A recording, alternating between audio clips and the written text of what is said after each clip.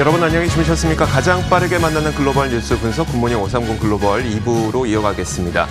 자, 미국 증시가 기분 좋은 반등세를 보였습니다. 물론 이제 이것이 반등의 시작이다라고 우리가 단언할 수는 없습니다. 계속 좀 지켜봐야 되겠습니다만 그래도 지난 3거래일간의 좀 급격한 조정을 딛고 반등한 것이 기분이 상당히 좋았습니다. 특히 기술주들의 반등이 강하게 나타났고요. 테슬라가 11%, 애플도 4% 정도 올랐습니다. 마이크로소프트도 반등했고요.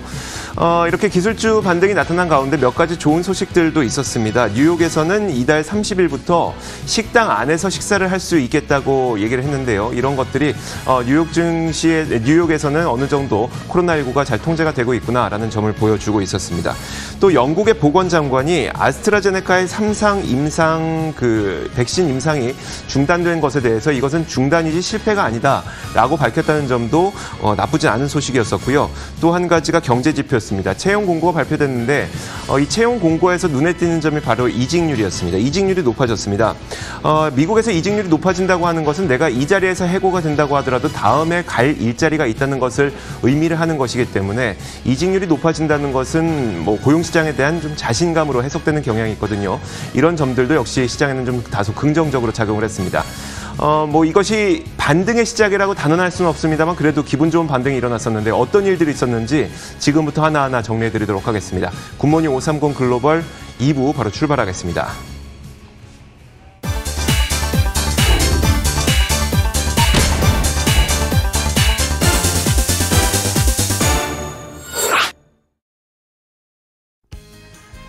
미국 증시 마감 동향부터 확인하겠습니다. 클로징벨 중계석이고요. 오늘도 장혜진 앵커와 함께했고 와이즈 연구소 경제연구소 차영주 소장 나오셨습니다. 어서 오세요. 자, 먼저 장혜진 앵커가 미국 3대 지수가 어떻게 마감된지 정리해 주실까요? 네, 현지 시간 9일이죠. 미국 3대 지수는 3거래일 만에 반등에 나서면서 일제히 상승 마감을 했습니다. 지난 3거래일간 크게 조정을 받았던 대형 기업들 애플과 테슬라 등이 이날은 반등에 나서주면서 지수에 힘을 실어줬는데요. 애플이 4% 올랐고요. 테슬라가 11% 넘게 급등하면서 전일 낙폭을 좀 많이 회복한 모습이었습니다. 그동안 조정을 받았던 종목들이 전반적으로 상승한 모습이었는데요. 다만 장 마감 직전에 월스트리트저널에서 바이트댄스 측이 미국 정부와 틱톡 매각을 하지 않는 방안을 논의했다라는 소식이 전해지면서 틱톡 인수전 불발 가능성이 커졌습니다. 이 소식에 틱톡 인수에 나선 월마트나 마이크로소프트가 상승폭을 막판에 좀 반납하는 모습이었습니다.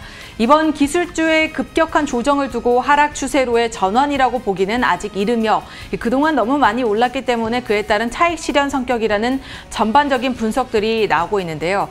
다만 이 조정이 길어질 수 있다는 점은 염두를 해둬야 된다는 것 월가에서도 좀 강조를 하고 있습니다. 노동시장 역시 완만하지만 회복세를 꾸준히 이어가고 있습니다. 지난 7월 채용 공고가 661만 명으로 집계되면서 전달 대비 61만 명 증가한 것을 확인했고요. 미국의 글로벌 물류 배송 서비스 업체죠. 이 UPS는 지난 연휴 시즌을 맞아서 10만 명 이상을 추가 고용할 것이라고 전하기도 했습니다. 한편 코로나19 백신 개발을 두고는 좀 혼재된 상황이 펼쳐지고 있는데요. 먼저 유력한 백신 후보 물질의 개발을 이끌고 있는 아스트라제네카 측에서 전일 개발 중인 코로나19 백신 임상 시험 중 원인을 알 수 없는 환자가 발생하면서 시험을 일시 중단했다고 밝혔습니다. 이로써 백신이 올해 11월 전에 비교적 이른 시점에 좀 나오기는 어려울 수도 있다라는 경계 심리도 일었고요. 반면에 화이자와 함께 백신을 개발 중인 독일의 바이오엔테크사의 CEO는 10월 중순 또는 11월 초에는 백신이 규제 당국의 승인을 받을 준비가 될 것이라 확신한다는 의견을 전하기도 했습니다. 백신과 관련해서는 사실 긍정적인 것, 부정적인 그런 측면이 동시에 나오고 있기 때문에 최종 결과가 나올 때까지 사실 많은 이 불확실한 요인들 함께 고려를 해주셔야겠습니다. 마지막으로 미국의 신규 부양책을 둘러싸고는 양당이 좀처럼 합의를 보지 못하고 대립을 지속하고 있습니다. 어제는 심지어 공화당에서 대폭 축소된 이 깡마른 부양책 방안을 제시해서 민주당이 강력히 반발하고 나섰는데요. 과연 미국 대선 전에 부양책이 합의가 될 수 있을지 이 점에 대해서도 지켜보셔야겠습니다. 보다 자세한 마감 상황도 함께 보시죠. 먼저 다우지수입니다. 이날 잘 올라가줬지만 막판에 틱톡 인수전 때문인지 이 상승폭을 좀 줄이는 모습이었습니다. 1.6% 빠져서 올라서 27,940포인트에 거래 마쳤습니다. 두 번째로는 나스닥 지수입니다. 2.7% 상승했고요. 11,000선을 다시 되찾은 모습이었습니다. 11,141포인트 선에 거래 마쳤습니다. 다음으로 S&P 500 지수까지 마지막으로 확인해 보시죠. 2%대 상승세 기록하면서 3,398포인트에 거래 마친 모습이었습니다. 소장님, 이날 모두가 올라주는 그런 증시가 나타났는데요. 사실 상승을 해줘서 굉장히 기분 좋지만 이전에 이제 조장장에 대한 우려들이 많았기 때문에 이것이 과연 어떻게 판단이 돼야 할지 좀 우려스럽습니다. 어떻게 판단해 볼 수 있을까요? 예, 일단 오늘 하루 반등했다라는 자체는 상당히 지금 긍정적이다라고 좀 말씀드릴 수가 있겠죠. 증시가 있어서 그동안 3일 연속 하락했었기 때문에 어느 정도 기술적 반등이 나오는 구간이다라고 좀 말씀드릴 수가 있겠죠. 그렇지만 이게 이제 과연 기술적 반등으로 끝날 것인지 아니면 기술적 반등이 그동안에 있었던 것이 조정이고 이제부터 다시 또 상승세로 전환할지에 대한 그 한가름 여부가 오늘 내일 또 지켜볼 수밖에 없는 부분들이다라고 말씀드릴 수 있겠습니다. 하지만 개인적인 의견을 말씀드리면 기술적 반등의 무게를 좀 더 두고 싶습니다. 왜냐하면 현재 지금 다시 테슬라가 6%대 반등세를 나타내긴 했습니다만 테슬라가 현재 지금 온갖 악재에 다 있죠. 수급상의 악재라든지 재료상의 악재 이런 것들이 다 반영돼 있는 상태이기 때문에 과거처럼 다시 그냥 뭐 이런 재료들을 무시하고 올라갈 수 있다는 것은 심리적으로 쉽지 않은 그런 모습들이다라고 말씀드릴 수 있겠습니다. 물론 여타 다른 뭐 애플이라든지 뭐 아마존이라든지 다른 주식들이 반등세를 이끌 가능성도 뭐 배제할 수는 없습니다만 일단은 우리가 행보를 너무 낙관적으로 보기보다는 조금 조심스러운 행보를 나타내는 것이 전반적으로 중요하지 않겠는가라고 좀 말씀드릴 수 있겠죠. 따라서 일단 3일 뭐 그동안 강이 워낙 강하지 않았습니까? 강한 흐름 속에서 일단 미세적인 조정이 이루어지는 부분들인데 우리가 이렇게 보셔야 될 것 같아요. 일단 뭐 조정이 한번 이루어졌다라는 것은 투자자들의 심리가 일단 위축될 가능성이 있다라는 점에 있어서 상당히 중요한 포인트다 이렇게 좀 말씀드릴 수가 있겠습니다. 자, 이어서 상품 선물 시장도 확인해 보도록 하겠습니다. 먼저 국제 유가입니다. 국제 유가가 지난 밤 사이에 꽤 큰 폭의 반등을 기록했습니다. 증시의 반등과 더불어서 유가의 반등도 나타났는데요. 3%에 약간 못 미치는 정도로 선물 시장에서 조금 전에 마감이 됐습니다. 일단 그 6개월 내 저점을 기록했던 게 전날이었었죠. 왜냐하면 7%나 급락을 했었기 때문이었습니다. 이 저점에서는 탈출하는 모습이었지만 여전히 수요 회복에 대한 우려감은 여전했습니다. 그러다 보니까 실제로 API 주간 원유 재고가 조금 전에 발표가 됐는데 290만 배럴 증가한 것으로 확인됐습니다. 그만큼 원유 수요 회복에는 약간의 아직은 제한이 있다라는 점을 알 수가 있고요. 자, 그러다 보니까 이 유가가 저희가 1시간 전에 짚어드렸을 때에 비해서도 상승 탄력은 또 많이 줄었습니다. 2.75% 올라서 37.77달러에 현재 선물시장에서 마감이 됐고요. 저희가 방송을 해드렸던 게 38달러 수준이었으니까 API 원유 주간 원유 재고가 발표된 이후에 상승 탄력을 유가는 더 줄인 모습이었습니다. 자, 반면에 이런 가운데 골드, 금값은 올랐습니다. 금값의 경우에는 달러 약세가 다시 한번 현출이 되면서 금값은 올랐다는 분석이 나오고 있는데요. 0.6% 올라서 1,955달러의 선물시장에서 마감이 됐습니다. 자, 그렇다면 달러 가치가 어떻게 변했는지 한번 살펴보도록 하겠습니다. 달러 가치가 아주 크게 빠진 건 아니었습니다. 달러 인덱스가 0.2% 정도 내렸는데 지난 밤 사이에 ECB 유럽 중앙은행에서 유럽 경제에 대한 자신감을 표출했습니다. 이 덕분에 유로화가 급등했고요. 반대로 이제 달러 가치가 내려가는 그런 모습이 나타났습니다. 달러 인덱스는 0.2% 내려서 93.25에 마감이 됐고, 자, 마지막으로 국채 금리 한번 살펴보도록 하겠습니다. 자, 국채 금리가 아주 큰 변화는 없었습니다만 소폭 올랐습니다. 0.7%를 다시 회복한 채 마감이 됐습니다. 자, 이렇게 상품 선물 시장까지 살펴봤습니다. 글로벌 외신 확인하겠습니다. 자, 첫 번째 외신은 장혜진 앵커가 준비했는데 어떤 내용일까요? 네, 코로나19의 가파른 확산세로 이 바이러스의 진원지라고도 불렸던 뉴욕시에서 이달 말부터 식당의 영업을 재개하도록 이 방안을 허용한다라고 전했습니다. 앤드류 쿠오모 뉴욕 주지사는 오는 이달 30일부터 이 식당 정원의 25% 수용에 한해서 실내 영업을 시작할 수 있다라고 전했는데요. 사실 뉴욕시가 아닌 뉴욕주는 이미 50% 수용 인원에 한해서 식당 운영을 하고 있는데 아직까지 큰 확산세 없이 성공적으로 운영을 이어가고 있다라고 전했습니다. 다만 트위터를 통해서 쿠오모 주지사는 식당 이용 수칙을 전했는데요. 함께 보시면 코로나19 감염이 발생했을 경우에 대비해서 고객들은 의무적으로 체온 측정을 해야 하고요. 그다음에 일행 중 한 명은 연락처를 제공해야만 합니다. 또 자리에 앉기 전에는 의무적으로 무조건 마스크를 착용을 해야 하고 No bar service, 그러니까 반은 여전히 이용이 불가하다고 합니다. 또 midnight 이후에도 자정 이후에도 운영이 불가하다고 하는데요.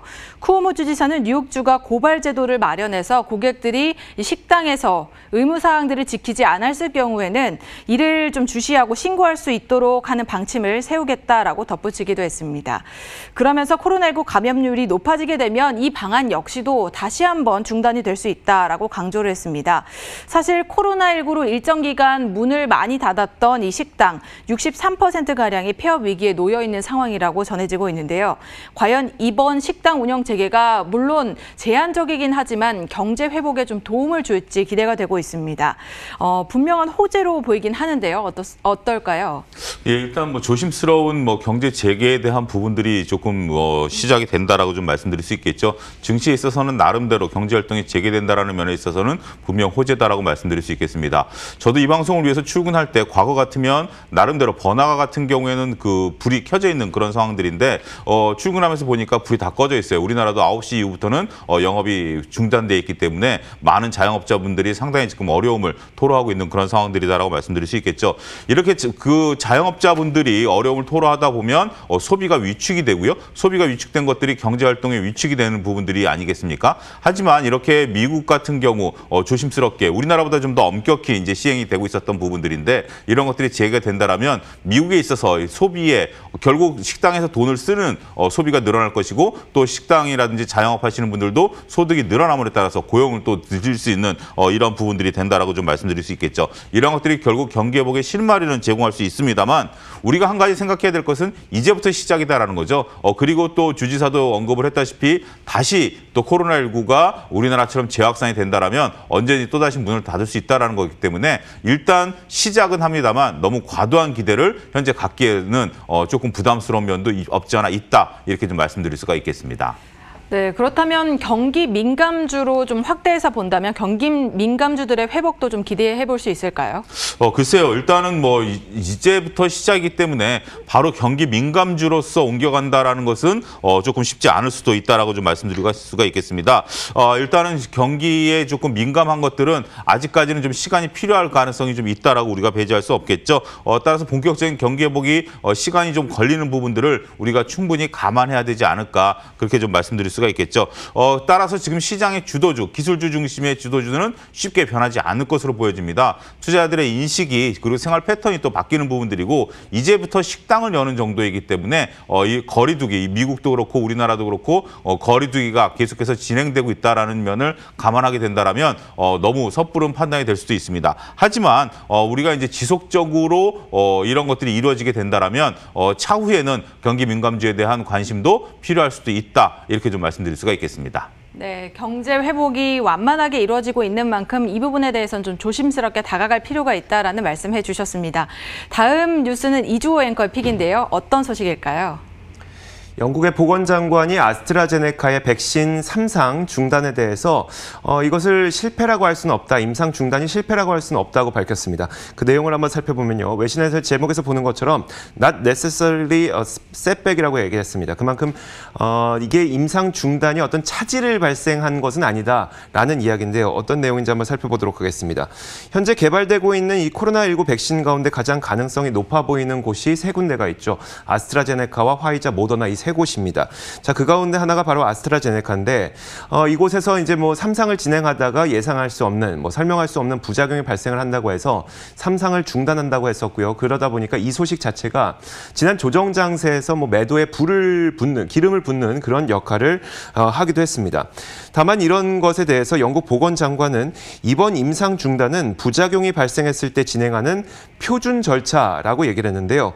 쉽게 말하자면 임상을 진행할 때는 원래 다양한 부작용이 발생을 하게 됩니다. 그 부작용을 확인하기 위한 것도 임상의 한 가지 단계인 건데요. 그리고 일정 기준 이상의 어떤 심각한 부작용이 발생하게 된다면 그때 표준 절차에 따라서 임상을 당분간 중단을 하고 그럼 이 부작용이 약물에 의한 것인지 아니면 다른 외부 요인에 의한 것인지를 명백하게 구분하는 시간을 갖습니다. 그 이후에 다시 임상을 재개하는 절차를 밟게 되는데 이처럼 이제 이것은 실패라고 보기보다는 아직까지는 임상 중단, 부작용을 확인하기 위한 단계라고 얘기를 한 거고요. 아스트라제네카 측에서 중에서도 임상 과정에서 설명하기 어려운 부작용이 발생하면 진행하는 일반적인 절차다라고 설명을 하기도 했습니다. 소장님, 그러면 이제 임상의 중단과 재개는 원래 뭐 흔히 있는 일이라는 그런 이야기일 텐데 우리가 너무 불안해하지 않아도 되는 걸까요? 글쎄요. 근데 우리가 이제 다른 약과는 좀 다르다라는 점을 여러분들이 인식을 하셔야 된다라고 말씀드릴 수가 있겠습니다. 우리가 이제 보통 백신을 개발한다라는 것은 치료제가 있는 상황에서 백신을 만들어내는 거거든요. 백신이라는 게 우리가 완벽하게 우리 몸을 보호해 주는 것은 아닙니다. 만약에 내가 백신을 맞았는데 내 몸이 좀 약하거나 아니면 백신이 좀 과다했을 경우에는 내가 그 병에 걸릴 수 있다는 거죠. 백신이라는 게 바로 그런 거 아니겠습니까? 병균을 좀 약하게 해서 내 몸에 투여해서 나의 내성을 기르겠다라는 건데 잘못하면 내가 병에 걸릴 수도 있죠. 이게 굉장히 좀 심각한 상황입니다. 여러분들이 제가 무슨 얘기를 하고 있냐면 내가 백신을 맞아서 코로나에 걸렸다. 치료제가 없죠. 그런 상황에서 과연 백신을 맞을 수 있느냐라는 부분들이 된다라는 겁니다. 따라서 지금 이번에 아스트라제네카의 지금 현재 밝혀지지 않은 그런 원인들이 이렇게 드러나게 된다라면 백신에 대한 신뢰성이 떨어질 수밖에 없다라는 것들입니다. 따라서 치료제가 나오기 전까지는 백신이 완벽하게 할 수는 없다. 지금 현재 우리 인류가 백신을 통해서 완벽히 제어한 것은 천연두 외에는 없습니다. 감기조차도 우리가 백신을 맞았는데 감기에 걸리는 경우도 있지 않습니까? 따라서 백신에 대해서 너무 크게 백신이 나오면 모든 코로나19가 잠재될 것이다라는 과도한 기대를 갖는다라는 것은 분명 경계해야 된다라는 점을 여러분들이 이 시간을 통해서 분명히 인식하셔야 된다라고 말씀드릴 수가 있겠고, 따라서 지금 현재 백신 관련해서 지금 뭐 여러 가지 이주 앵커께서 절차라든지 이런 것들을 구체적으로 말씀을 하시긴 했는데, 일단은 지금 현재 치료제가 없는 상황에서 백신 이런 부작용이 나온다라면 우리가 백신으로서 모든 것들이 끝난다라는 생각은 너무 낙관론이 아니겠는가 분명히 좀 말씀드리도록 하겠습니다. 뭐 과도한 낙관론은 경계한다고 하더라도 일단 백신이 개발되고 또 출시가 된다면 그 자체만으로는 또 시장의 호재거리는 될 수 있는 거니까요. 그러면 백신의 개발 현황은 지금 어떻게 되고 있죠? 전체적으로 지금 뭐 거듭 말씀드립니다만 백신 이주 앵커께서는 말씀하셨다시피 이제 세 가지 부분에 있어서 백신이 빠르게 진행되고 있습니다만 물리적인 시간은 올해 내에는 좀 쉽지 않을 것으로 보여집니다. 일부 지금 화이자라든지 이런 쪽에서 앞서도 언급을 했다시피 올해 내에 가능성이 있지 않겠는가라는 부분들인데, 이런 부작용이라든지 이런 것들이 범용적으로 쓰기 위한 임상 실험 단계를 하려면 물리적인 시간이 필요하죠. 따라서 그러한 부분들이 필요할 것으로 보여지고 또 치료제가 빨리 개발이 돼야 될 것으로 보여집니다. 물론 치료제나 백신이나 지금 글로벌 각국이 모든 절차를 무시하고 박차를 가하고 있는 부분들인데 이런 것들까지는 다소 시간이 필요할 것이다라고 좀 말씀드릴 수 있겠죠. 어찌됐든 빨리 백신이든 치료제든 나와줬으면 좋겠습니다. 그런 백신이 나와주면 또 치료제 개발도 빨리 질 수도 있고요. 오히려 또 제가 얘기한 것처럼 치료제가 더 빨리 나올 수도 있을 가능성도 배제할 수 없습니다. 하지만 올해 내에는 쉽지 않다라는 그런 것들이 현재 지금 증권가의 전언입니다. 따라서 너무 빠른 기대보다는 내년을 대비하는 그러한 자세도 일부 필요하지 않겠는가 말씀드릴 수가 있겠습니다. 네, 알겠습니다. 자, 이렇게 몇 가지 글로벌 이슈 살펴봤습니다. 종목 뉴스 확인하겠습니다.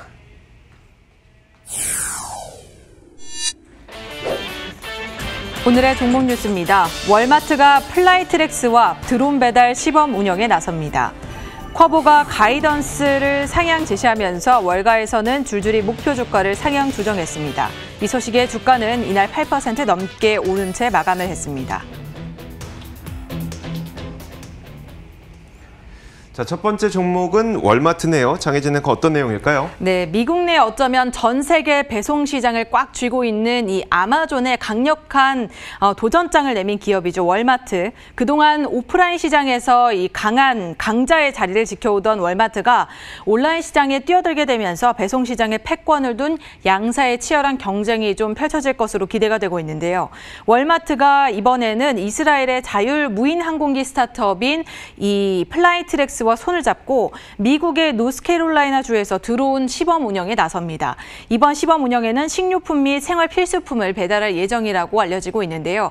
월마트의 부사장은 이 드론으로 수많은 물건을 배송하기 전에 거쳐야 하는 꼭 필요한 과정이라면서 드론 배송에 대한 적극적인 입장을 밝혔습니다.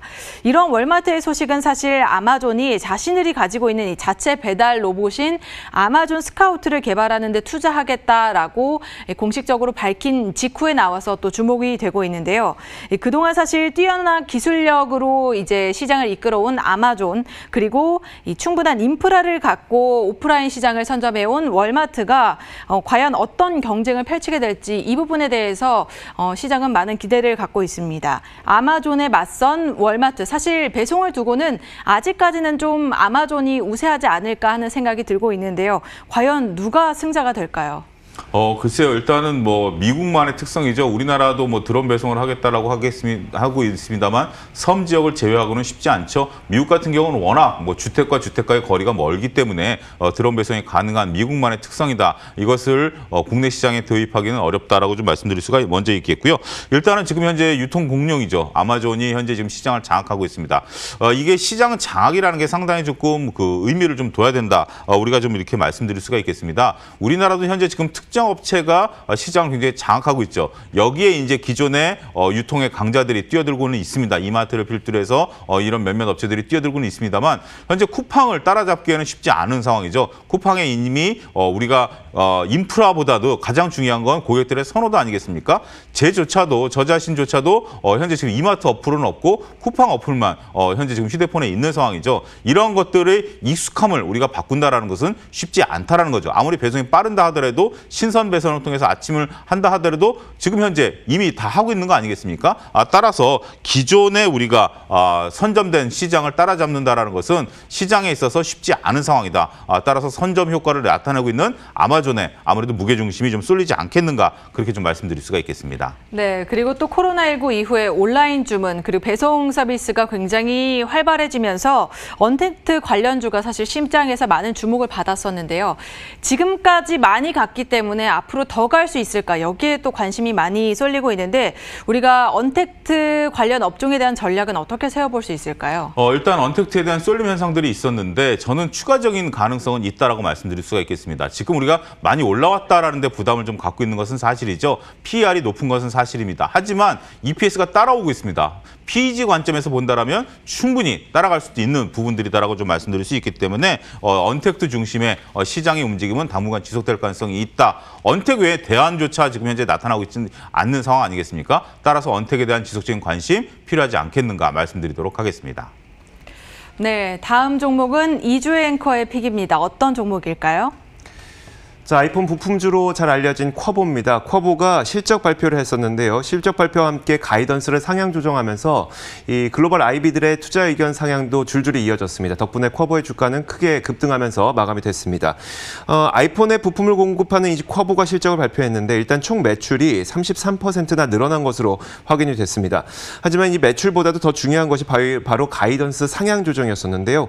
시장이 예상하는 것보다 더 높이 가이던스를 높이다 보니까 이것이 이 쿼보의 주가에도 긍정적인 영향을 미쳤습니다. 자, 아이폰 12 출시를 앞두고 있는 상황에서 애플이 현재 7,500만 대에서 약 8천만 대 가량의 부품을 주문한 것으로 알려지고 있는 상황이죠. 이런 가운데 아이폰에 부품을 공급하고 있는 쿼보가 가이던스를 시장 예상보다 상향 조정했다는 것은 생각보다 아이폰이 더 잘 팔릴 수 있겠다는 점을 좀 추측해 볼 수가 있습니다. 자, 이에 따라서 월가의 대표적인 IB들도 줄줄이 이제 목표 주가를 올리고 있는데 JP모건의 경우에는 145달러로 이 목표 주가를 상향 조정했고요. 또 루프캐피탈의 경우에도 147달러였던 목표 주가를 155달러까지 높여 잡기도 했습니다. 쿼보의 움직임에 대해서 우리가 앞으로도 좀 잘 지켜봐야 될 것 같은데 일단 소장님 이 쿼보가 가이던스를 상향 조정했다는 점이 아이폰이 잘 팔릴 것으로 우리가 기대감을 가져도 되는 걸까요? 나와봐야 되겠죠. 일단 뭐 지금 현재 신제품에 대한 그 온라인 지금 현재 지금 기업 설명회를 앞두고 있는 상황 아니겠습니까? 근데 우리가 휴대폰에 대해서는 우리가 조금 인식을 좀 달리해야 되는 부분들은 분명히 있습니다. 어찌됐든 아이폰 같은 경우는 매니아층들이 상당히 이제 존재하고 있습니다. 여러분들 주위에서 보면 국내에서도 아이폰만 쓰시는 분들이 있죠. 따라서 아이폰이 나오게 된다라면 특히 이번에 전작이 좀 그렇게 강한 흥행을 하지 못했기 때문에 한 단계 뛰어넘는 상황이기 때문에 교체 수요가 도래한 건 사실입니다.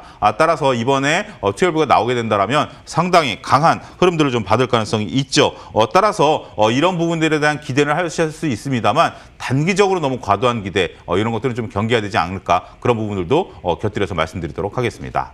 그렇다면 이제 뭐 출시되기 전에 우리가 알 수 있는 건 그래도 부품을 주문했다는 점은 알 수 있지 않겠습니까? 아이폰 부품주에 대한 의견은 좀 어떠세요? 일단은 지금 단기적인 관점에서 접근은 충분히 유효합니다. 부품주들이 생산이 늘어난 것은 사실인데 결국 출시 이후에 판매가 좌우하지 않겠습니까? 일단은 뭐 전체적인 상황을 출시를 하기 위해서 부품을 이제 조달해서 물건을 만들어내는데 그 이후에 재고가 쌓이게 된다라면 부품 주문은 단기간에 끝날 가능성도 있습니다.